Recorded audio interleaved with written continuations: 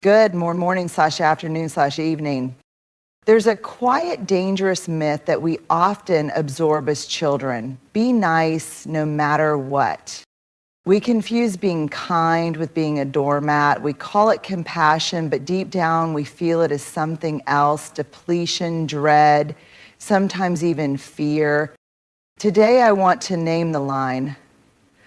I want to draw it in bold, loving ink. Because while kindness matters, your dignity matters more. It's one of those truths we don't learn early enough, and often we learn it the hard way. For a long time, many of us believed that being a good person meant always being available, saying yes when we wanted to say no, forgiving without apology, shrinking to keep the peace, smiling when we were actually hurting. But here's what I've come to understand. Deeply, painfully, and gratefully, every time we abandon ourselves to make others comfortable, we trade a piece of our dignity for temporary approval, and eventually we run dry. Boundaries are not walls, they're not ultimatums, they are the clearest expressions of what we value, both in ourselves and in our relationships. A boundary says, this is what's okay with me, and this is what's not. It's not about pushing people away. It's about drawing a circle around your worth and saying, I will no longer stand in spaces that require me to betray myself. The moment you set a boundary, a real one, not out of anger, but out of clarity, something powerful happens.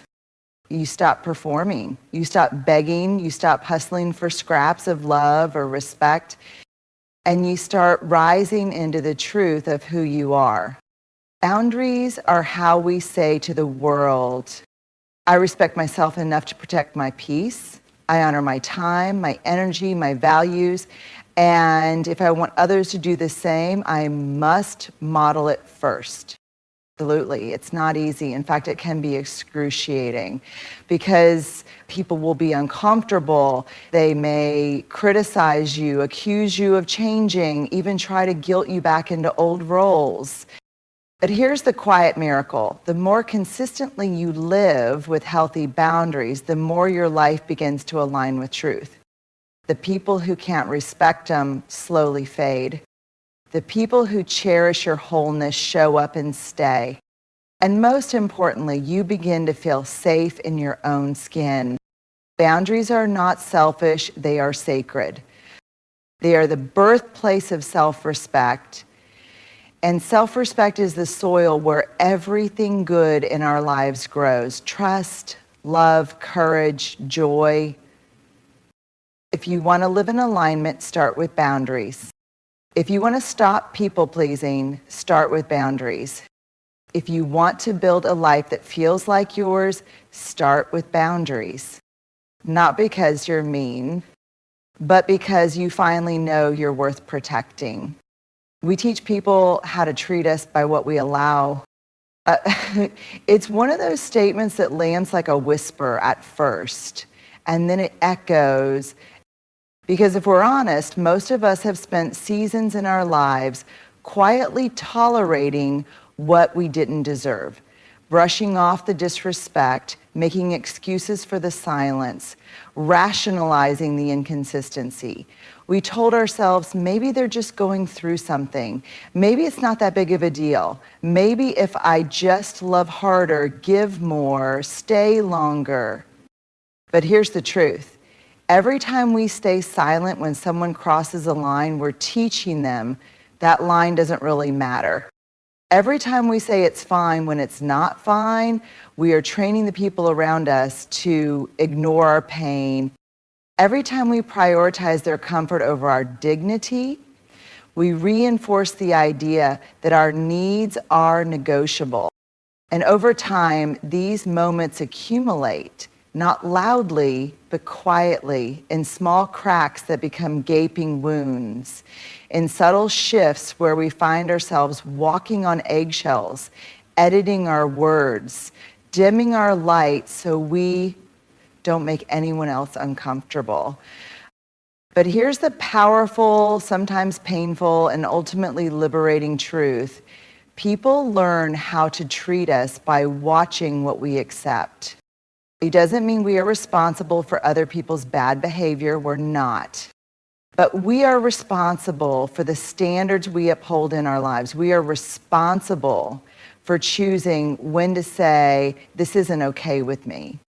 And when we don't speak up, when we don't step back, when we don't hold people accountable, we're not just tolerating mistreatment, we're silently endorsing it. Teaching people how to treat us doesn't happen through confrontation alone. It happens through consistency, through boundaries that don't bend when they're tested, through a self-worth that isn't up for negotiation, even if it means disappointing someone we care about. And yes, it's hard. It's incredibly hard, because when we start raising the bar, some people will leave, some will push back, some will call us difficult, selfish, or too much. But that's okay. Let them. Because the ones who stay, the ones who rise with us, those are the relationships built on real respect, not convenience. So if you've been accepting crumbs, it's not because you're weak. It's likely because you were trying to protect something, peace, belonging, love. But you deserve more than that. You deserve connection that doesn't require you to shrink. You deserve love that doesn't ask you to abandon yourself. And the first step, teach people how to treat you by no longer allowing what wounds you. Let's say that again, because too often we confuse the two, especially those of us who lead with big hearts and soft edges. Empathy is one of the most powerful, transformative forces we have as human beings. It's our ability to sit with someone in their pain without needing to fix it. It's the courage to say, I see you, I hear you, I don't have all the answers, but I'm here. And I'm not leaving. But empathy does not mean we abandon our boundaries. It does not mean we excuse harmful behavior. And it certainly does not mean we sacrifice our own well-being in order to carry someone else's burden. Enabling, on the other hand, is when we allow, excuse, or even protect behavior that is harmful to us, to the person doing it, or to others. It's when we blur the line between helping and rescuing. It's when we become so invested in keeping the peace or preventing pain that we stop telling the truth. Empathy says, I love you, and I believe in your capacity to grow. Enabling says, I'll absorb the consequences so you don't have to change. See the difference? One honors the other person's humanity and agency. The other unintentionally keeps them stuck. And here's where it gets tricky. Empathy without boundaries becomes enabling. It turns our compassion into self-abandonment. We stay in unhealthy relationships because they've been through so much. We excuse broken promises because they didn't mean it. We justify repeated harm because they're hurting and I don't want to make it worse. But here's the hard truth. Allowing someone to treat us poorly, even if they're hurting, isn't kindness. It's complicity. Empathy doesn't require us to betray ourselves. It invites us to care without caring, to love without losing ourselves, to witness pain without making it our job to heal it alone. In fact, one of the most loving, empathetic things we can say is, I care about you enough to tell you the truth. I won't shame you, but I also won't shield you from the impact of your behavior because I know you're capable of more. Real empathy doesn't shrink in the face of discomfort. It doesn't whisper lies to keep the relationship intact. It shows up with clarity and courage. It holds space and holds the line. So if you're someone who feels deeply, who shows up for others, who carries a heart that aches when people suffer, don't stop being empathetic. That is your strength. But remember, your empathy is not a permission slip for others to hurt you. It is not your job to absorb the consequences of someone else's choices. You are not responsible for someone else's healing, only for how you show up in your own truth. Empathy is not enabling. Empathy is love with boundaries. Empathy is presence without rescue. Empathy is powerful, but it's even more powerful when it's partnered with self-respect. That might sound harsh at first, especially if we've been raised to believe that love is soft, forgiving, and unconditional at all costs. But real love, love that honors both people, isn't just warm. It's honest, it's brave, and it's willing to say the hard things even when it's uncomfortable. Because here's what love without accountability becomes: enabling, avoidance, resentment. It's a kind of love that tiptoes, walks on eggshells, and tolerates pain in silence just to keep the peace. But that's not peace, that's appeasement. And it comes at the cost of trust, truth, and dignity. Accountability is not about punishment, it's about responsibility. And saying, I care about you too much to let you keep hurting yourself or others. I respect you enough to tell you the truth.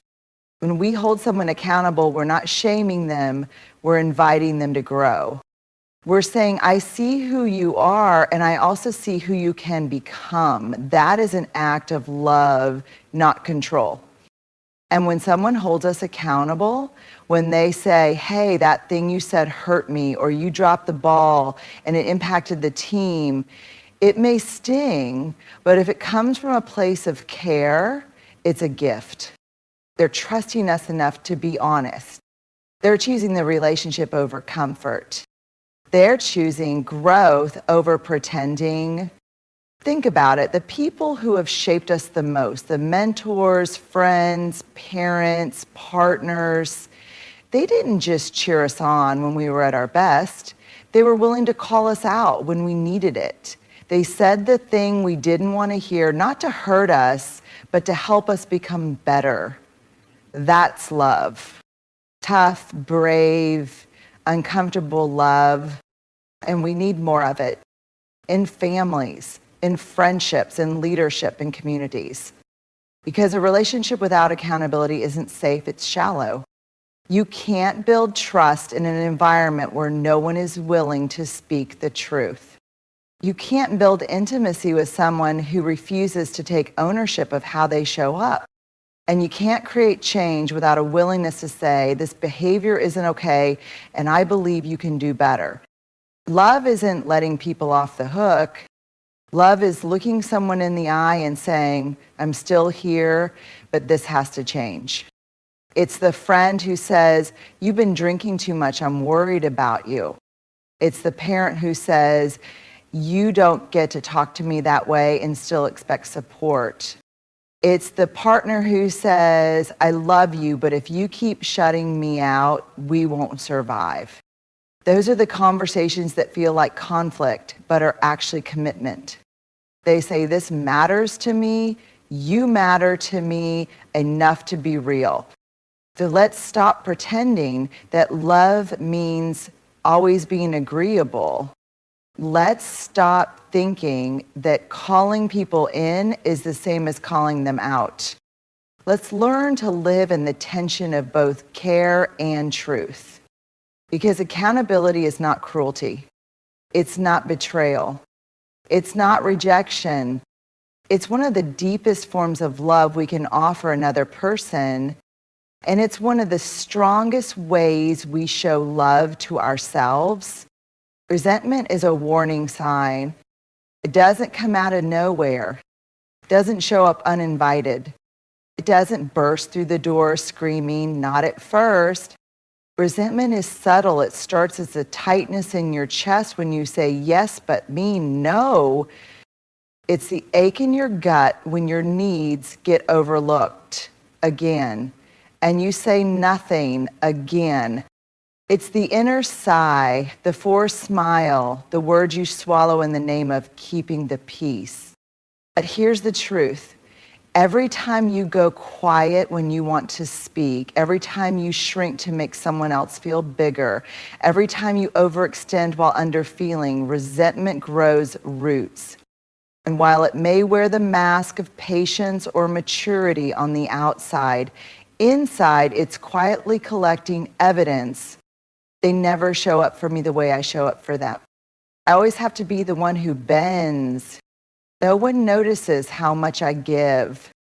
Eventually, those quiet thoughts become louder. They become stories. They become walls.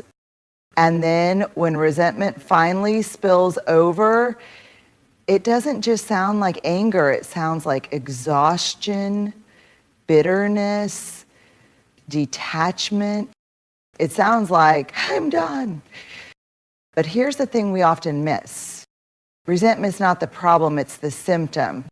It's the body's way of saying, you've been ignoring something important and I can't hold it in anymore. It's not just emotional clutter, it's a signal, a flare in the dark, a sacred message that something is out of alignment, whether it's a lack of boundaries, an unspoken expectation, or a fear of rocking the boat. And when we ignore that message, we pay for it in our health, in our relationships, in our sense of self. Because you cannot carry the weight of chronic resentment and still move freely through your life. It's too heavy. So what do we do with resentment? We listen to it, not to indulge it, but to understand it. We ask, where am I giving too much and asking for too little? Where have I said yes when I wanted to say no? What boundary did I abandon for the sake of approval?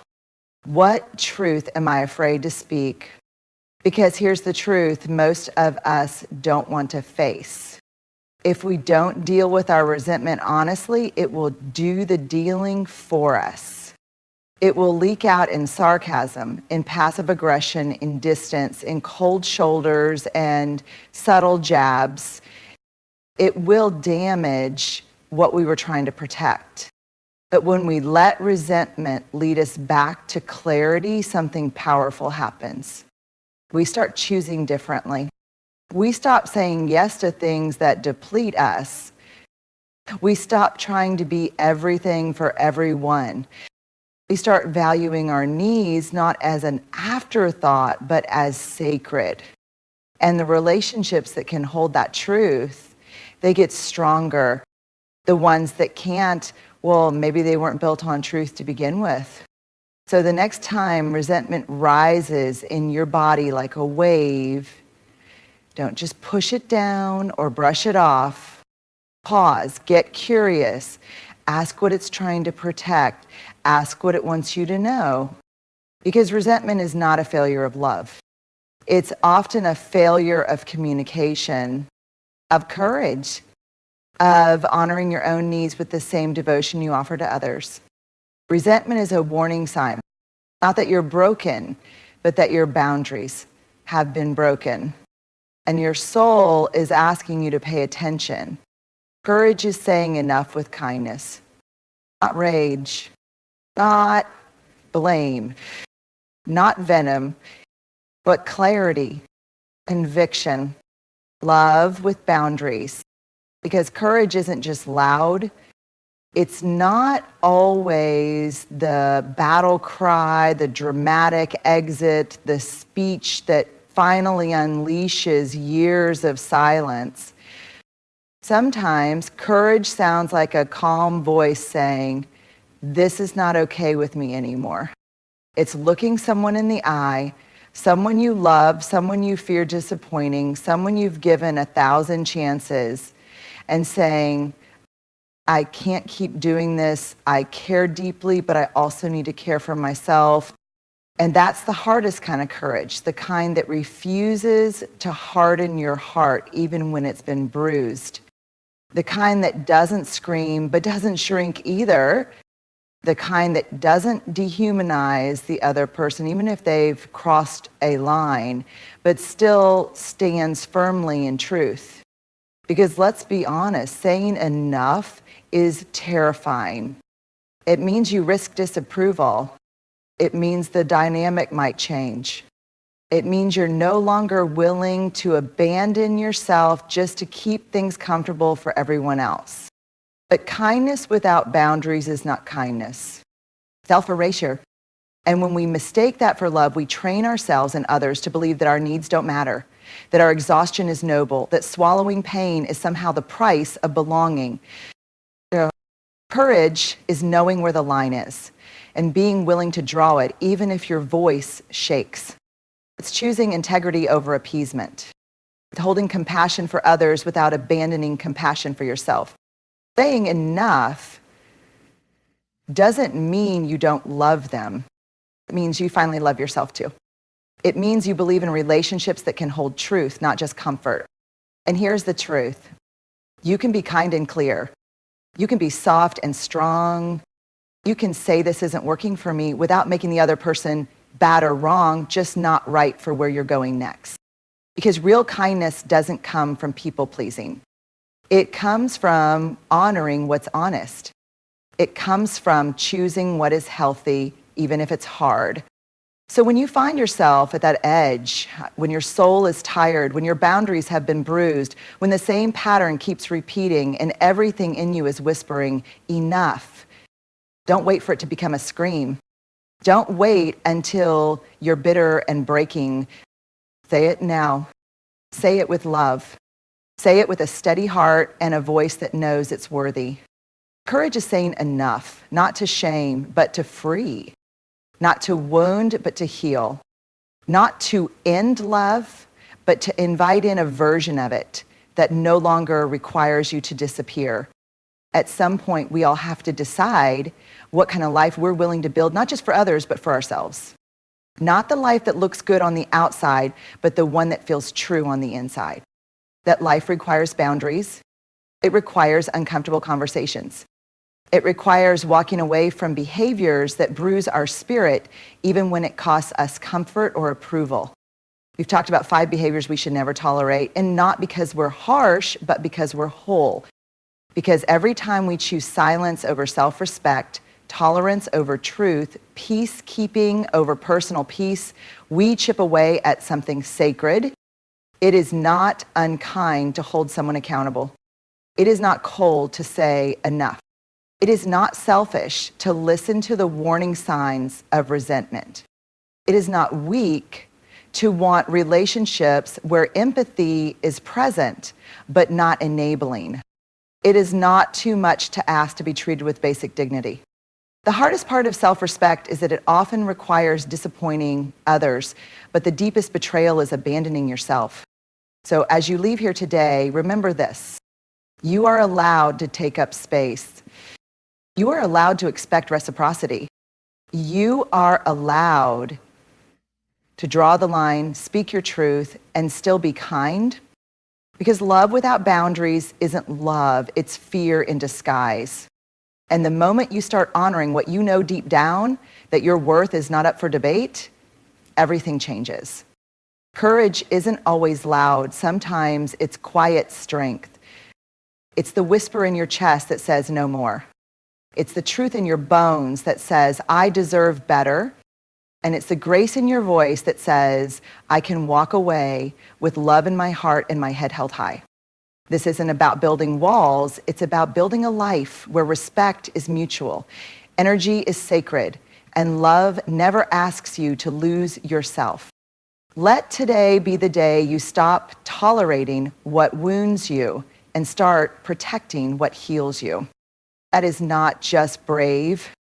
That is transformational. And that is love, starting with you.